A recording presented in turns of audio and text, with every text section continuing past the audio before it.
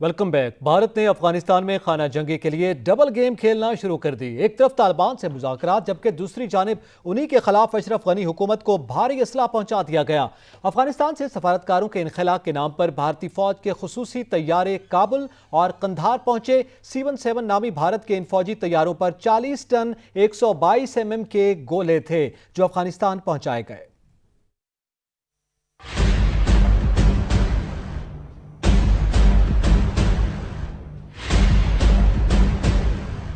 مکار مودی سرکار ایک بار پھر دنیا کے سامنے بے نقاب۔ افغانستان میں شرپسندی کو ہوا کون دے رہا ہے؟ نام نہاد جمہوریت دعوے داروں کی 2 نمبری پھر سامنے آ گئی۔ بھارت کی ڈبل گیم، ایک جانب طالبان سے مذاکرات کا ناٹک، دوسری طرف خصوصی طیاروں میں اسلحہ افغان حکومت کو دے آئے۔ رپورٹس کے مطابق 10 جولائی کو بھارتی طیارہ قندھار 122 mm کنن کی 40 ٹن گولیاں لے کر گیا۔ بھارتی عملے کے انخلاء کے نام پر 2 بھارتی C-70 طیاروں کی افغانستان آمد ہوئی۔ بھارتی C-70 طیارے افغانستان میں اسلحے کی بڑی کھیپ اتار کر آئے۔ رپورٹس میں انکشاف کیا گیا ہے بھارت نے اسلحہ طالبان کے خلاف اشرف غنی حکومت کو فراہم کیا۔ 11 جولائی کو دوسرے طیارے سے 40 ٹن گولیاں کابل پہنچائی گئیں۔ طیارے بظاہر عملے کو لینے آئے لیکن دونوں اسلحے سے بھرے ہوئے تھے۔ بھارت کے پاس افغانستان سے بھاگنے کے سوا کوئی راستہ نہیں، بھارت کی جگ ہسائی ہو رہی ہے۔ وفاقی وزیر داخلہ شیخ رشید کہتے ہیں پاکستان امن کے لیے آج بھی عالمی برادری کے ساتھ ہے، وقت آ گیا طالبان سے بات کی جائے۔ ایک سلجھا ہوا طالبان جنم پا چکا ہے۔ چین، روس، ایران اور پاکستان ایک بدلے ہوئے خطے میں ہیں۔ چین، روس، ایران، پاکستان ایک بدلے ہوئے خطے ہیں۔ ہندوستان کو افغانستان میں جگ ہسائی ہوئی ہے۔ آج ہندوستان کے لیے افغانستان سے بھاگنے یا نکلنے کے علاوہ کوئی راستہ نہیں ہے۔ وہ ہندوستان جس نے 40 سال تک ہمارے لیے دہشت گردی کو وہاں منظم کیا۔ ہم امن کے لیے افغانستان میں پہلے بھی ساری دنیا کے ساتھ تھے، آج بھی ساتھ ہیں، لیکن اب پاکستان افغانستان کے خلاف کسی بھی کارروائی میں کوئی بیس نہیں دے گا۔ وزیر خارجہ شاہ محمود قریشی 3 روزہ دورے پر تاجکستان روانہ ہو گئے۔ وزیر خارجہ شنگھائی تعاون تنظیم کے وزرائے خارجہ کانٹیکٹ گروپ برائے افغانستان کے اجلاس میں بھی شریک ہوں گے اور افغان امن عمل، تیزی سے بدلتی ہوئے خطے کی صورتحال اور علاقائی تعاون کے فروغ کے حوالے سے پاکستان کا نقطہ نظر پیش کریں گے۔ وزیر خارجہ تاجکستان کے دارالحکومت دوشنبے میں منعقدہ شنگھائی تعاون تنظیم کی وزرائے خارجہ کونسل کے اجلاس میں شرکت کریں گے۔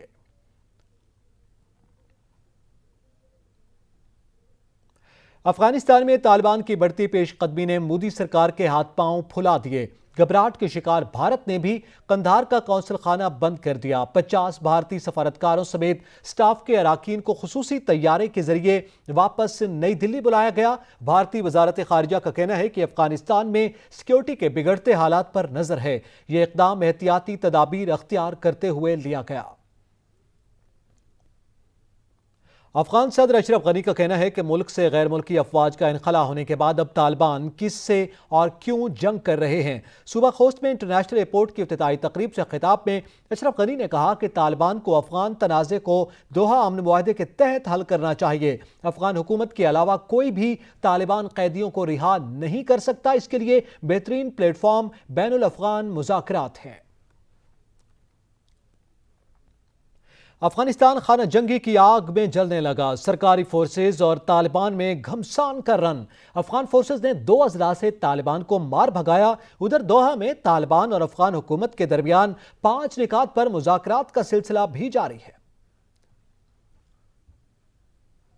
سلیکٹ ہو کر آنے والے کی گھر میں عزت ہوتی ہے نہ باہر۔ مسلم لیگ نون کی نائب صدر مریم نواز نے کشمیر کو صوبہ بنانے کی مخالفت کر دی۔ عمران خان کو مخاطب کیا کہ کشمیر کا رخ کرنے سے پہلے نامہ اعمال ساتھ لانا۔ ہلدیاں بالا میں جلسے سے خطاب کرتے ہوئے کہا کہ کشمیر کا ووٹ چوری کیا تو راجہ فاروق حیدر تمہیں نہیں چھوڑے گا۔ 25 جولائی کو آزاد کشمیر میں شیر دھاڑے گا۔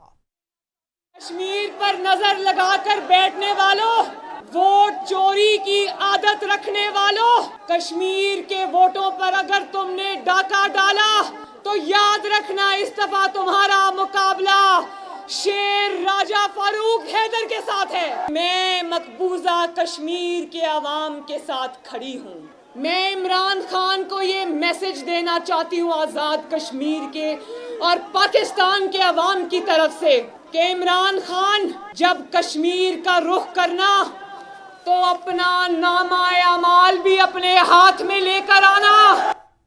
वफाकी वज़ीर दाखिला शेख रशीद अहमद ने कहा कि बिलावल भुट्टो को पाकिस्तानी सियासत की रौनक करार देता हूँ। मरियम नवाज को लहजे में तब्दीली का मशवरा दिया। बोले पाकिस्तान में बिलावल की सीवी मेरे पास है। 25 जुलाई को इमरान खान आज़ाद कश्मीर में हुकूमत बनाने जा रहे हैं। अमरीका बरतानिया जानते हैं मरियम नवाज और बिलावल के कितने गैर मुल्की अकाउंट्स हैं। वज़ीर मुमलिकत इत्तलात फ़र्रुख हबीब कहते हैं मरियम सफ़दर नवाज शरीफ की करप्शन और मनी लॉन्ड्रिंग की वारिस हैं। फ़र्रुख हबीब ने ट्वीट किया कि कश्मीरी पूछ रहे हैं मोदी को शादी पर क्यों बुलाया। जब मोदी उनके घर आया तो आज़ादी कश्मीर की बात क्यों नहीं की। उन्होंने कहा कि आर या पार करने वाले आजकल हर जगह एनआरओ के लिए ख्वार हो रहे हैं।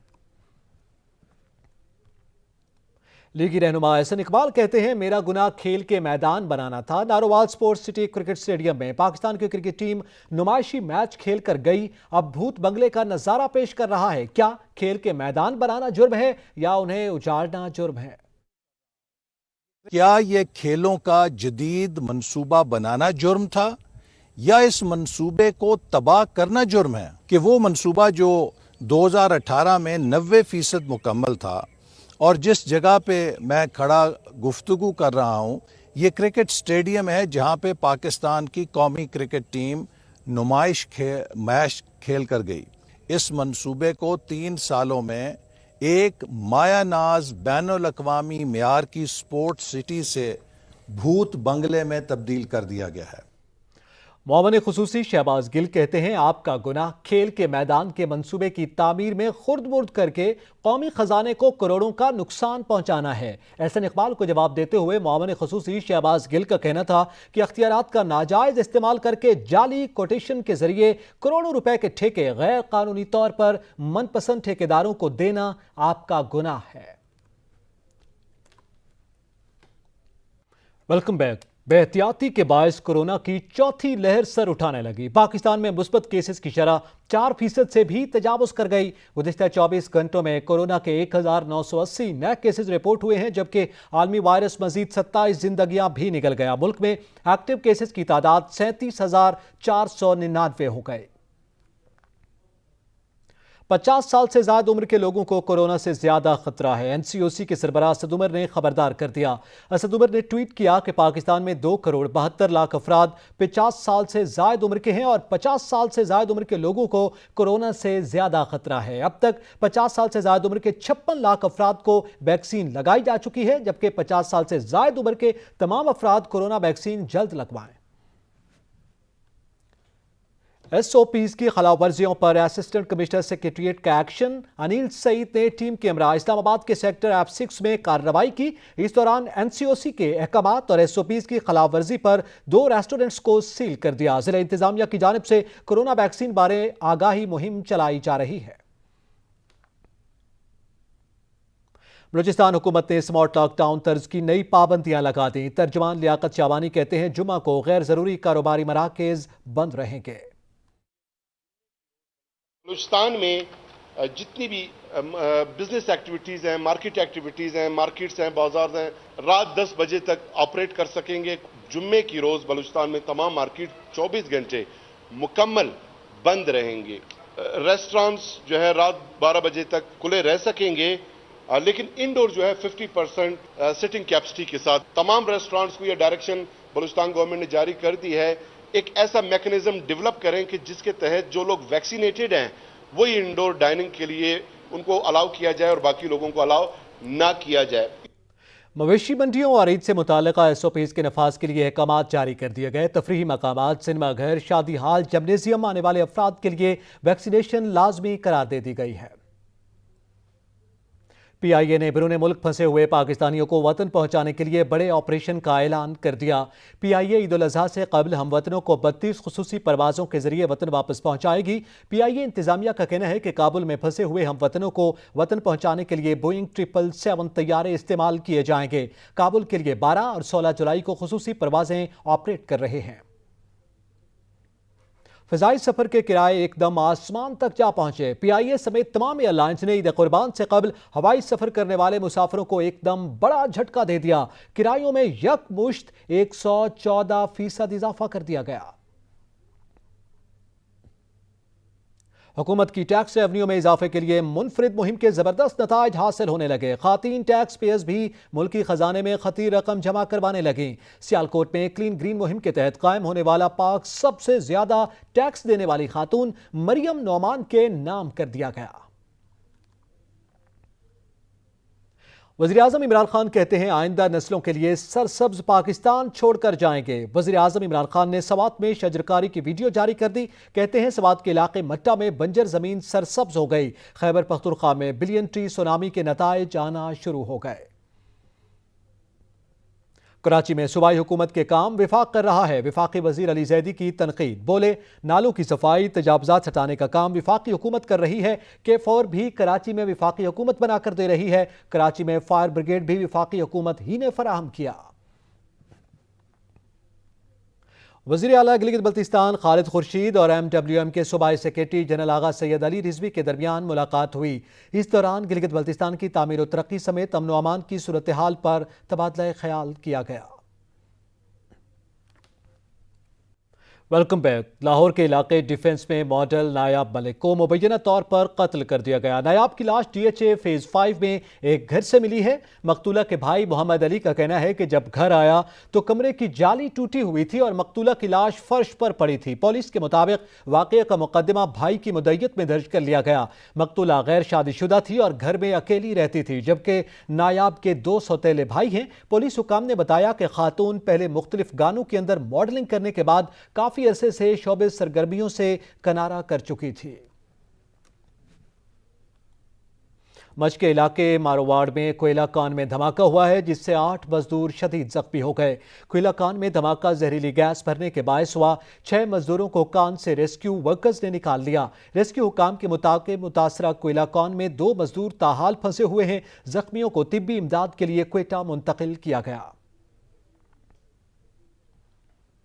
قابض بھارت نے جنت نظیر وادی میں خون کی ہولی تیز کر دی۔ 4 روز میں 9 بے گناہ کشمیریوں کو شہید کر ڈالا۔ شہداء میں ایک خاتون بھی شامل ہیں۔ کشمیریوں کو پلوامہ، کپواڑہ اور بارہ مولہ کے علاقوں میں نام نہاد تلاشی اور محاصرے کی کارروائیوں کے دوران گولیاں ماری گئیں۔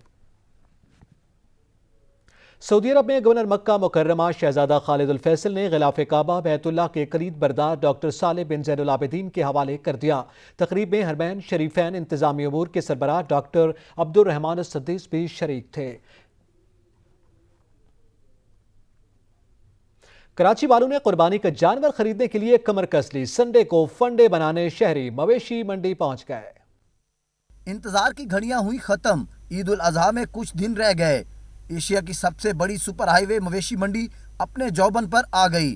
سندھ، بلوچستان، خیبر پختونخوا اور پنجاب کے چھوٹے بڑے شہروں سے 5 لاکھ سے زائد قربانی کے جانور مویشی منڈی پہنچ گئے۔ مویشی منڈی میں کوئی جانوروں کے بھاؤ تو کرتا تو کسی نے صرف جانوروں کی قیمتیں پوچھی۔ قربانی کے جانوروں میں آسٹریلین برہمن، سائیوالی، سبی، سندھی اور ڈانگری نسل کے بیل اور گائے اور خوبصورت دمبے، ہرن، ڈاچی، سندھی، ٹابری، گلابی اور کاموری نسل کے بکرے اور سندھی، کوہستانی اور ریگستانی نسل کے صحرائی جہاز کہلانے والے اونٹ بھی لینڈ کر چکے ہیں۔ مویشی منڈی کی انتظامیہ کے مطابق کورونا سے احتیاط کے لیے SOP سختی سے عمل درآمد کرایا جا رہا ہے، جبکہ رین ایمرجنسی نافذ کر کے ٹیمیں الرٹ کر دی گئی ہیں اور ناگہانی صورتحال سے بچنے کے لیے بجلی کے پولز پر پلاسٹک کے پائپ چڑھائے جا چکے ہیں۔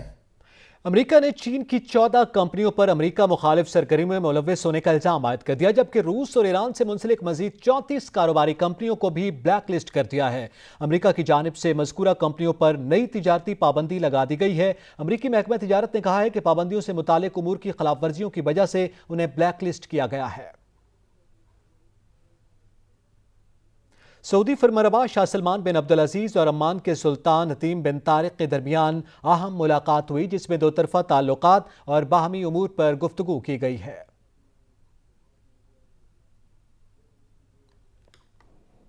چین کے مختلف علاقوں میں شدید طوفانی بارشوں کے بعد سیلاب نے تباہی مچا دی، گاڑیاں بہہ گئیں، گلیاں محلے دریا تالاب کا منظر پیش کرنے لگے۔ 1 لاکھ سے زائد متاثر ہوئے ہیں۔